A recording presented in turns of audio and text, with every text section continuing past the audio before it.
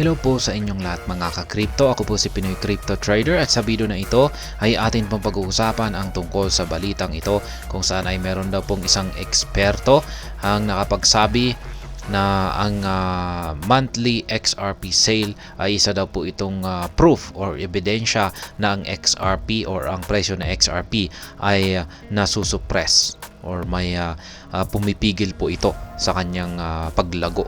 At ayan, bago po tayo magpatuloy ay nais ko lamang po munang bigyang linaw ang aking disclaimer kung saan ang nilalaman po ng video na ito ay hindi po ito isang financial advice. For education and information purposes lamang po ang layunin nito.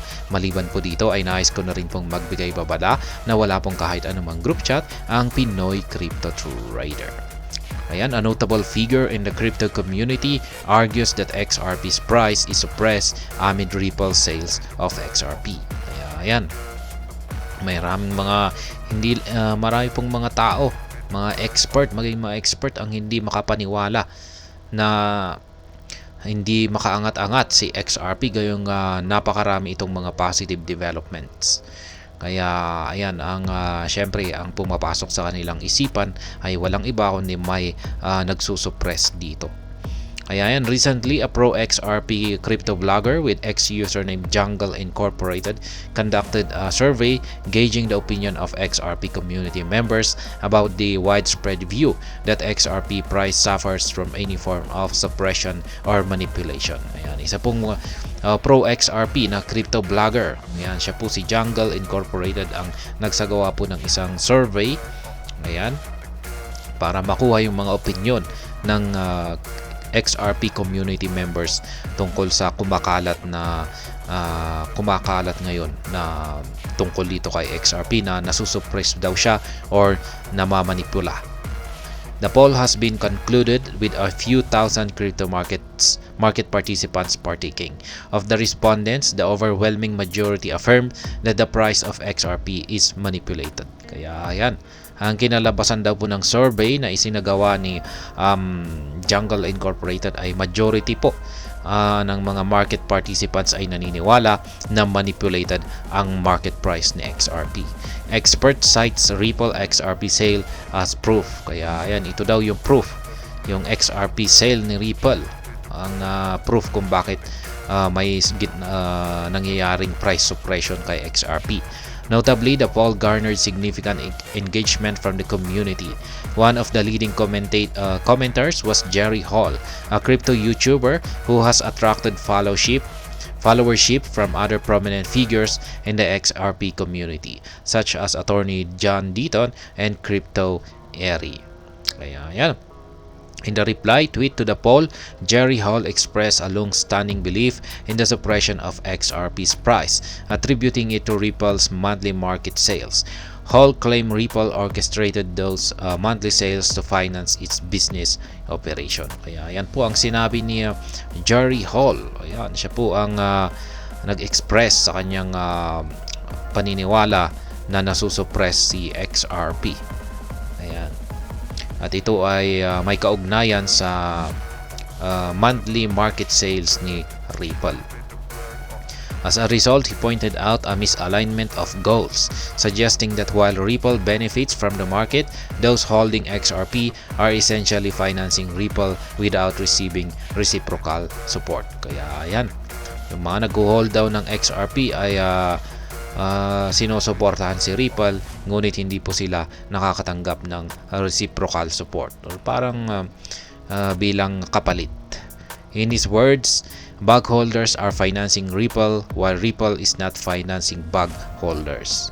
Ayan, parang todo suporta yung mga holders or investors ni Ripple, samantalang si Ripple ay hindi sila parang nagbibigay ng reward or kapalit nito.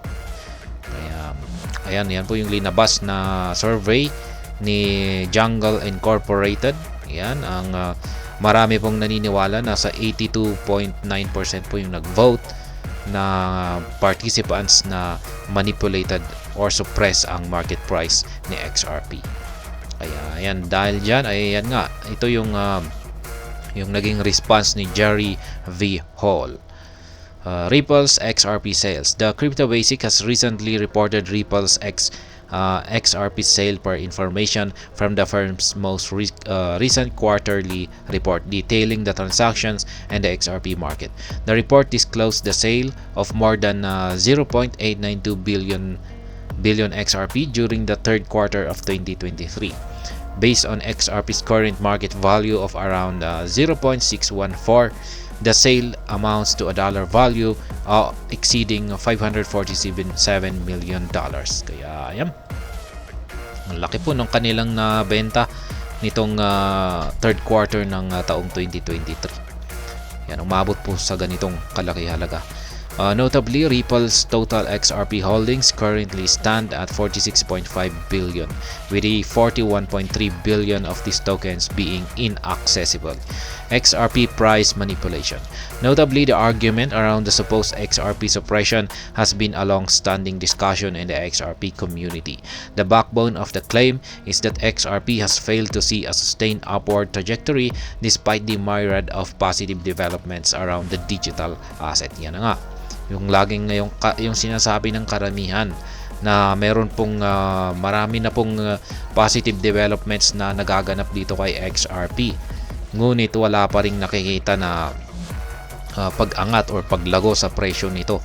Kaya syempre mag-iisip yung karamihan na talagang may nasusuppress ang presyo ni XRP or manipulated ito. Besides, the creator of the recent poll, Jungle Incorporated, disagreed with Jerry Hall's review.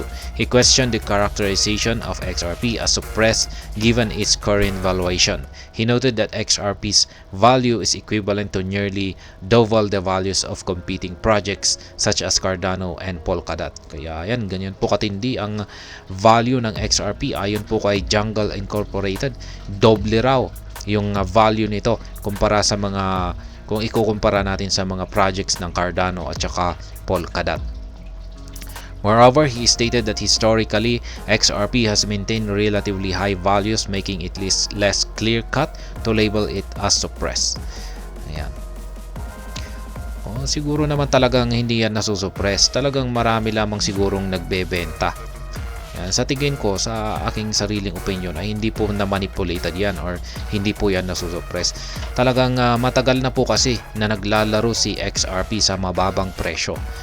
Ayan, kasi dulot po yan ng kanilang kinaharap na kaso noon na si US SEC. Kaya syempre maraming nakapag-accumulate dito at siguro sila yung nagbebenta ngayon. Nagtitake profit sila kaya hirap makaangat yung market price ni XRP. Kaya ayan, yan lamang po ang aking sariling opinion dito. At ayan, hanggang dito na lamang po tayo sa video na ito. Sana po ay inyong nagustuhan ang aking paliwanag dito. Kung inyo po itong nagustuhan ay paki-click lamang po ang like button nito. Para naman po sa mga bago lamang dito, kayo po ay aking inaanyayahan para mag-subscribe. Paki-click na rin po ang bell icon nito dahil ito po ang siyang magsisilbing notification nito sa mga bago kong videos na akin pong ina-upload sa aking YouTube channel na ito. Marami pong salamat sa panonood. Ingat po tayo lagi at God bless po sa ating lahat.